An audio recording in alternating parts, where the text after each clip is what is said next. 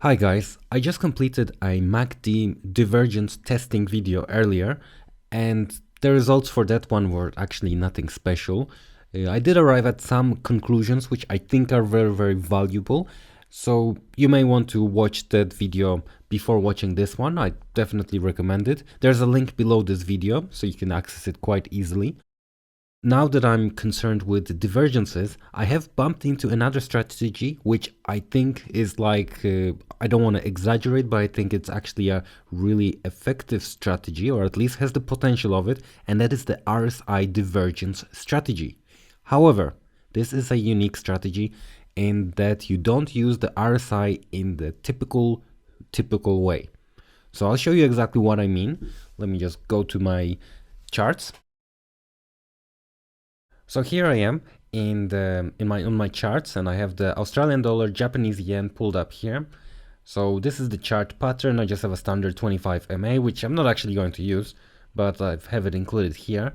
This is what I wanted to show you. Here are my two versions of the relative strength index. So the bottom one here, this is the traditional way of using it. So we've got an upper limit of 70 and a lower limit of 30. Now, depending on how your RSI is set up, the upper limit sometimes is at 80, 75, and same lower limit can be 30, 35, 20, however you want to use it, if you are using it in the traditional sense. So basically it works like this. When the indicator goes below the lower limit, it means that the price is oversold, and it means that it's time to buy because the price is probably going to go up. However, when the indicator goes above the upper limit, it means it's overbought. Price is overbought, which means it's a good time to sell as the price is supposed to go down. Now, I have tried using the indicator in this way on numerous occasions, and every single time it's always ended up to be a complete disappointment. It's like the indicator works in a consolidation, but once the price starts trending, you lose pretty much everything. So what I suggest is, let's just delete this. And here's my new RSI indicator. So here's what I have done here. I have removed the lower limit and the upper limit, and I've inserted a 50, a line at the middle, so a line at 50. And the way to interpret this is, if the line is above the 50, it means it's a trending market, trending up. If the line is below the 50, it means it's a trending down market. So here I have, of course, a perfect chart to explain what I mean. So here we see that the price is actually trending up, and we also see that the price never goes below the 50 line. So it's a trending market. Same here. It's trending up, price is above. Here it has, I would say it is going down, but it's a bit of consolidation here. Nonetheless, let's say it is sort of going down. Price is below the 50 mark. So here's how it is supposed to look like.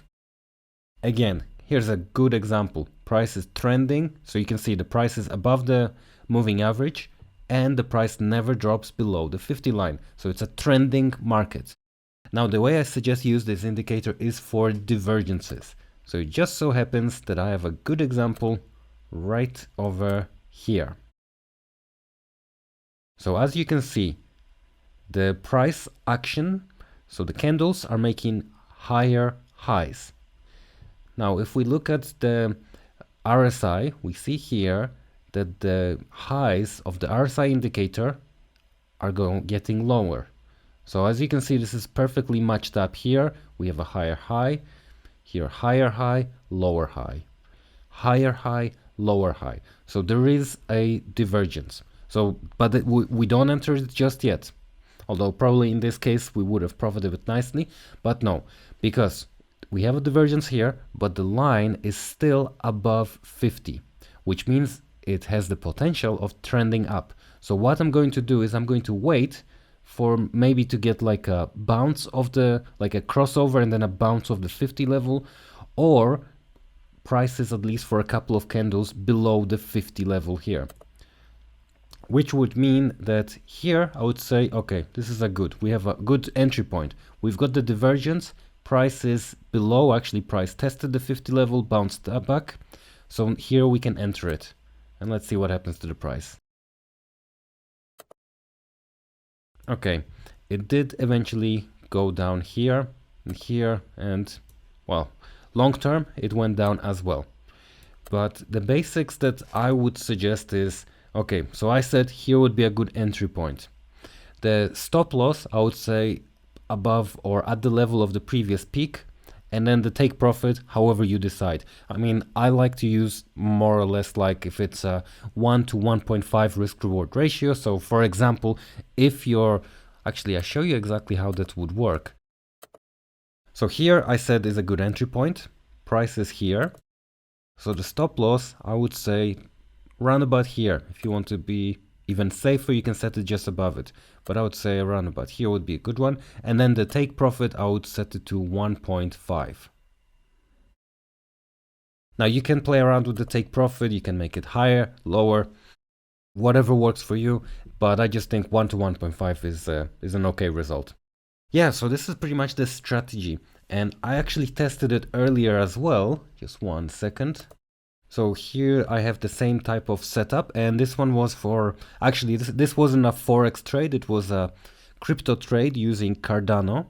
And I detected here, as you can see, the price kept on making higher highs, but here the RSI indicator kept on making lower highs.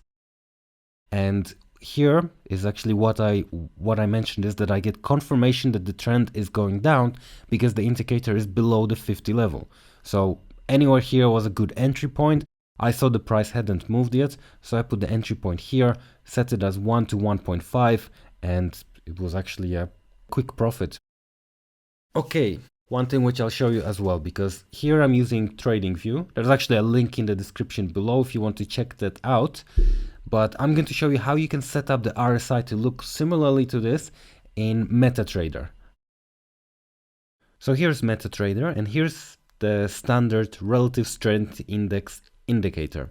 And as you can see, it's nothing really special. It's quite ugly, I would say. So the whole purpose here is, let me just find it and format it. So here's what I'm going to do. For the line, it's black here. I'll change it to something different, like let's say red. And I will make it a little bit thicker. Then for the levels, what I'm going to do is I'm changing this so that I have one level at 50 and then the other level I am deleting. And for the 50 level, let's just give it a black dotted line. Okay, now this looks much better, I would say. However, for spotting divergences, I still don't like it. Now there's one thing, you would think of maybe making it bigger, larger, but if you make it larger, then you can see it.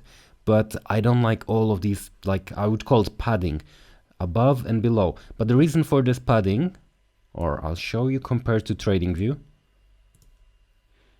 I mean, this is all very nice. It's pretty visible. And this is what I want to do in MetaTrader.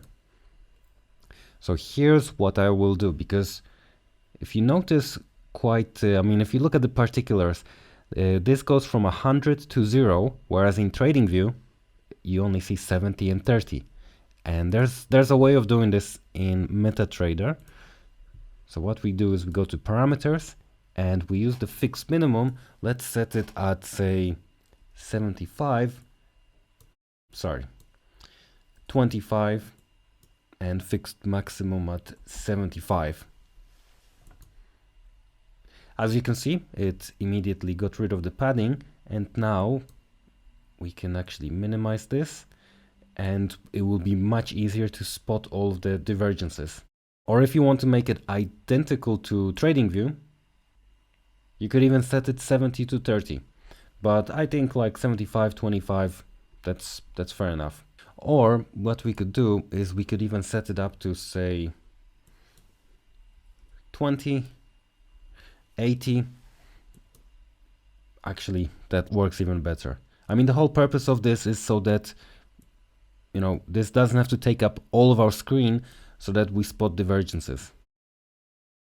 Yeah, so I just wanted to share this trading strategy with you because I feel that the RSI divergence strategy, and especially since we have to modify the RSI indicator quite a bit to get to this, and I do think it's a solid strategy that is much better than the MACD divergence strategy.